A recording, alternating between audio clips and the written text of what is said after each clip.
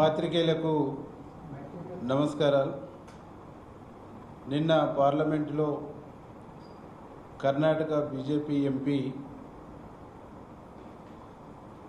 తెలంగాణ పట్ల, తెలంగాణ రాష్ట్ర ఏర్పాటు పట్ల ఒక కాలకూట విషయాన్ని చెమ్మినటువంటి విషయం ఇలా తెలంగాణ సమాజం గమనిస్తాం. ఈరోజు బీజేపీ తెలంగాణ పైన, తెలంగాణ రాష్ట్ర ఏర్పాటు పైన సందర్భం వచ్చినప్పుడల్లా విషం జిమ్మటం, విషం గక్కటం బీజేపీ పార్టీ తన స్వభావాన్ని సందర్భం వచ్చినప్పుడల్లా బయట పెట్టుకుంటుంది. 2014 నుంచి మొదలుకొని 2023 వరకు అనేక సందర్భాల్లో ఈ దేశ ప్రధానిగా ఉన్నటువంటి నరేంద్ర మోడీ తల్లిని చంపి బిడ్డను తీసినట్టు ఆంధ్రప్రదేశ్కు అన్యాయం చేసిందని మాట్లాడినటువంటి సందర్భం, తప్పుడు పద్ధతుల్లో రాష్ట్ర విభజన జరిగిందని మాట్లాడినటువంటి సందర్భం 2014 ఫిబ్రవరిలో కానీ, ఏప్రిల్లో కానీ, జూన్లో కానీ ఇట్లా మొదలుకుంటే 2023 వరకు అనేక సందర్భాల్లో మాట్లాడారు.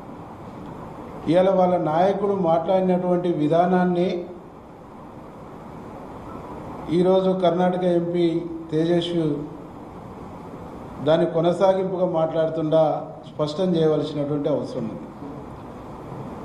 ఒక ఎంపీ ఇంత దారుణంగా తెలంగాణ రాష్ట్రాన్ని, తెలంగాణ విభజనను అవమానిస్తూ, అవహేళనపరుస్తూ తన విషయాన్ని గక్కుతున్నప్పుడు అక్కడే ఉన్నటువంటి తెలంగాణ నుంచి గెలిచినటువంటి బీజేపీ ఎంపీలు 6 ఎంపీలు, 2 మంత్రులు, 2 మంత్రులు ఎందుకు మౌనంగా ఉన్నారు, ఎందుకు మాట్లాడతలేరు? మీకు కూడా తెలంగాణ ఏర్పాటు పట్ల, తెలంగాణ రాష్ట్రం రావటం పట్ల మీకు కూడా ఇష్టం లేదా? ఎట్లాగా కేంద్ర మంత్రి అయినటువంటి కిషన్ రెడ్డికి తెలంగాణ వాది కాదు, తెలంగాణ వ్యతిరేకి. తెలంగాణ ఉద్యమం కోసం ఆ రోజు అందరూ రాజీనామా చేస్తే రాజీనామా నుంచి పారిపోయినటువంటి వ్యక్తి కాబట్టి కిషన్ రెడ్డి మాట్లాడాడు. మిగతా వాళ్ళకి ఏమైంది? ఎందుకు మాట్లాడరు? నిజంగా ఈరోజు కాకినాడ తీర్మానాన్ని ఒక్క ఓటు 2 రాష్ట్రాలని చెప్పేసినటువంటి బీజేపీ ఇవాళ తెలంగాణ రాష్ట్రం పైన ఎందుకు విషం కక్కుతుంది, ఎందుకు విషం జిమ్ముతుంది? తెలంగాణ ప్రజలు ఓట్లేసి 8 మంది ఎంపీలు గెలిపించినటువంటి పాపానికి తెలంగాణ ఇంత అవమానపడవలసినటువంటి ఒక పరిస్థితి. ఇవాళ తెలంగాణ రాష్ట్ర ఏర్పాటును తేజస్వి మాట్లాడటం అంటే ఒక తెలంగాణ ఏర్పాటునే కాదు, దశాబ్దాల తరబడి తెలంగాణ రాష్ట్రం కోసం జరిగినటువంటి ఉద్యమాలను అవమానించినట్టు, ఇక్కడ సకల జనులను అవమానించినట్టు, 1200 మంది అమరుల త్యాగాలను అవమానించినట్టుగా తెలంగాణ సమాజం చూస్తాం. ఇన్ని రకాలుగా తెలంగాణను అవమానిస్తున్నటువంటి బీజేపీని తెలంగాణ ప్రజలు భవిష్యత్తులో పుట్టగతులు లేకుండా చేస్తారనేటువంటి విషయాన్ని ఈ సందర్భంగా నేను బీజేపీ నాయకులకు స్పష్టం చేస్తా ఉన్నాను. బీజేపీ నాయకులు చిన్న రాష్ట్రాల ఏర్పాటుకు అనుకూలము, ఒక్క ఓటు 2 రాష్ట్రాలని కాకినాడ తీర్మానం చేసినప్పుడు అప్పుడు ఏమైంది ఏర్పాటు ప్రక్రియ గురించి? అప్పుడు ఎందుకు మీ కళ్ళు కనిపించలేదు? పార్లమెంటులో సుష్మా స్వరాజ్ గారు తెలంగాణ కోసం మాట్లాడి తెలంగాణ కోసం మద్దతు తెలిపితే తెలంగాణ చిన్నమ్మగా ప్రచారం చేసుకుంటున్న మీరు ఇలా సుష్మా స్వరాజ్ మాట్లాడింది కూడా తప్పని చెప్పగలుగుతారా? సుష్మా స్వరాజ్ ఆ రోజు తప్పు చేసింది, తెలంగాణకు సపోర్ట్ చేసి అని చెప్పేసి స్పష్టం చేయగలుగుతారా? అంటే దేంట్లో కూడా మీకు ఒక సరైనటువంటి విధానం, సరైనటువంటి వైఖరి లేదు. పార్లమెంటు నుంచి రాజ్యసభకు బిల్లు వచ్చినప్పుడు ఆనాడు వెంకయ్య నాయుడు అనేక రకాలుగా అడ్డం నిలువు మాట్లాడినటువంటి, అనేక రకాలుగా ఆయన వ్యవహరించినటువంటి వ్యవహార శైలి కూడా సమాజం చూసింది. కాబట్టి ఈరోజు ఈ రాష్ట్ర బీజేపీ నాయకులను మేము స్పష్టంగా అడుగుతా ఉన్నాం, తేజస్వి మాట్లాడిందే మీ పార్టీ విధానమా? అదే మీ పార్టీ లైనా? అదే మీ పార్టీ సిద్ధాంతమా? అదే మీ పార్టీ లైను, మీ సిద్ధాంతం అయితే అదే స్పష్టంగా చెప్పండి. లేదు తప్పంటే తప్పని చెప్పేసి చెప్పండి. బహిరంగంగా తెలంగాణ ప్రజలకు క్షమాపణ చెప్పాలని చెప్పేసి డిమాండ్ చేయండి. పార్లమెంటులో ఉన్నటువంటి ఎంపీలు నోరు విప్పాలి.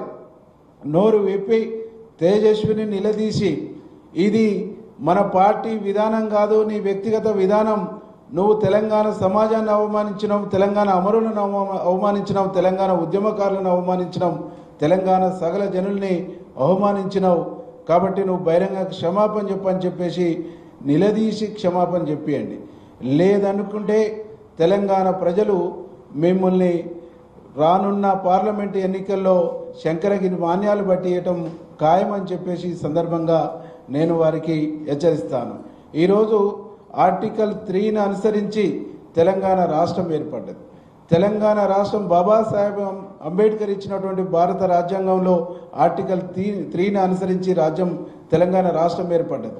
అంటే ఇవాళ బాబాసాహెబ్ అంబేద్కర్ ఇచ్చినటువంటి రాజ్యాంగ వెలుగులో వచ్చినటువంటి తెలంగాణ రాష్ట్రాన్ని మీరు అవమానిస్తున్నట్ట. అంటే బాబాసాహెబ్ అంబేద్కర్ రాసినటువంటి రాజ్యాంగం మీద మీకు నమ్మకం లేదా?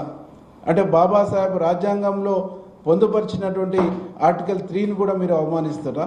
ఇట్లా చెప్పుకుంటూ పోతుంటే ఈరోజు బీజేపీ ఎంపీ మాట్లాడినటువంటి దాంట్లో ఒక కుట్రపూరితమైనటువంటి విషపూరితమైనటువంటి ఒక విద్రోహపూరితమైనటువంటి బుద్ధి దాగి ఉన్నది. ఈ బుద్ధి నరేంద్ర మోడీ అమిత్ షా నుంచి వచ్చినటువంటిది తప్ప ఇది ఆయన స్వతహాగా ఆయన బుర్రలో పుట్టింది కాదు అని చెప్పేసి మేము ఈ సందర్భంగా భావిస్తాం. ఎందుకంటే స్వతహాగా ఆయన వ్యక్తిగతంగా మాట్లాడి ఉంటే మన రాష్ట్ర 6 ఎంపీలు మౌనంగా ఉండేటోళ్ళు గారు, మన రాష్ట్రం నుంచి ఉన్నటువంటి 2 మంత్రులు మౌనంగా ఉండేటోళ్ళు గారు, ఈ రాష్ట్ర బీజేపీ అధ్యక్షుడు కూడా సమర్థించినట్టు మాట్లాడేటువంటి వాడు కాదు. అంటే ఖచ్చితంగా ఇక్కడ బీజేపీ పార్టీకి తెలంగాణ రాష్ట్రం పైన, తెలంగాణ రాష్ట్ర ఏర్పాటు పైన ఒక కాలకూట విషయాన్ని చింపేటువంటి స్వభావాన్ని వంట పట్టించుకొని కావాలని చెప్పేసి తెలంగాణ రాష్ట్రం పైన విషం జిమ్ముతుర్రు, విషం కక్కుతుర్రు. వీళ్ళ విషపూరితమైనటువంటి బుద్ధిని సందర్భం వచ్చినప్పుడల్లా ప్రదర్శిస్తుర్రు. కాబట్టి తెలంగాణ సమాజానికి మొత్తం మేము విజ్ఞప్తి చేస్తా ఉన్నాం. బీజేపీ పార్టీ అనేటువంటిది తెలంగాణ సమాజానికి ఒక శని లాంటిది, ఒక శాపం లాంటిది. వీళ్ళు చెప్పులు మోసేటువంటి వాళ్ళే తప్ప తెలంగాణ ప్రజలకు ఏదో వనగూర్చేటోళ్ళు గారు అనేటువంటి విషయాన్ని గమనించి భవిష్యత్తులో తెలంగాణ గడ్డపైన బీజేపీ యొక్క పార్టీకి స్థానం లేకుండా ప్రజలందరూ కూడా తగిన బుద్ధి చెప్పాలని చెప్పేసి మేము ప్రజల్ని విజ్ఞప్తి చేస్తాం. బీజేపీ నాయకులు మాట్లాడుతూ తెలంగాణ ఏర్పడము, తెలంగాణ అమరులపైన మా గౌరవం ఉంది, అయితే తెలంగాణ విషయంలో కాంగ్రెస్ తొలి దశ ఉద్యమం కావచ్చు, మొదటి దశ ఉద్యమం కావచ్చు, అనేక మంది ప్రాణాలను తీసుకున్న వైరం పైన మేము వ్యతిరేకిస్తున్నాము, దాన్ని పోల్చి చెప్పడంలో భాగమే ఆయన మాట్లాడే తప్ప తప్పు లేదని. తెలంగాణ రాష్ట్రం ఏర్పడి తెలంగాణ రాష్ట్రాన్ని ఇచ్చింది సోనియా గాంధీ. 2 రాష్ట్రాలలో కాంగ్రెస్ పార్టీకి నష్టమవుతుందని తెలిసి కూడా ఇక్కడ అమరుల త్యాగాల్ని, స్వయంగా తన భర్తని ఈ దేశం కోసం త్యాగం చేసినటువంటి త్యాగమూర్తి కాబట్టి, వారి అత్తని ఈ దేశం కోసం త్యాగం చేసినటువంటి త్యాగమూర్తి కాబట్టి, తల్లి గర్భశోకం తెలిసినటువంటి వ్యక్తి కాబట్టి తెలంగాణ రాష్ట్రాన్ని ఇచ్చి తెలంగాణ అమరుల కళల్ని నిజం చేసినటువంటి నిజమైన మాతృమూర్తి సోనియా గాంధీ. సోనియా గాంధీ ఇచ్చినటువంటి తెలంగాణలో ఈరోజు మనం అందరం కూడా సంతోషంగా హ్యాపీగా ఉన్నాం. కానీ తెలంగాణ ఇచ్చినటువంటి సోనియా గాంధీని, తెలంగాణ ఏర్పాటు చేసినటువంటి కాంగ్రెస్ పార్టీని అభినందించేది పోయి, తెలంగాణ వచ్చి తెలంగాణ ఏర్పడి దాదాపు 12 సంవత్సరాలు దాటిపోతున్నా ఈరోజు పదే మాట్లాడుతుందంటే తెలంగాణ ఇచ్చినటువంటి కాంగ్రెస్ పార్టీకి తెలంగాణలో ఆదరణ పెరగడంతో పాటుగా కాంగ్రెస్తోనే సాధ్యమైంది, కాంగ్రెస్తోనే సాధ్యపడ్డది అనేటువంటి ఒక అంశాన్ని ప్రజలు అర్థం చేసుకొని మళ్ళీ ఇక్కడ కాంగ్రెస్కి అధికారం ఇచ్చారు. కాబట్టి దీన్ని జీర్ణించుకోలేక, దీన్ని ఓర్వలేక కుట్రపూరితంగా మాట్లాడుతారు తప్ప ఇంకోటి కాదు.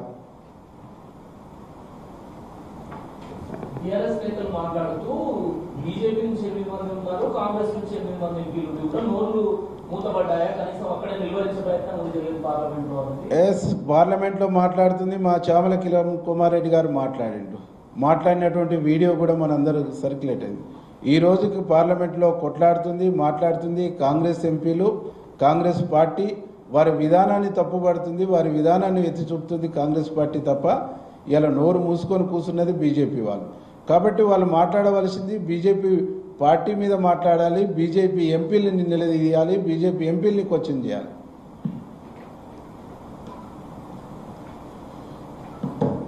ఇంకానా? ఓకే, థ్యాంక్ యూ అన్నా.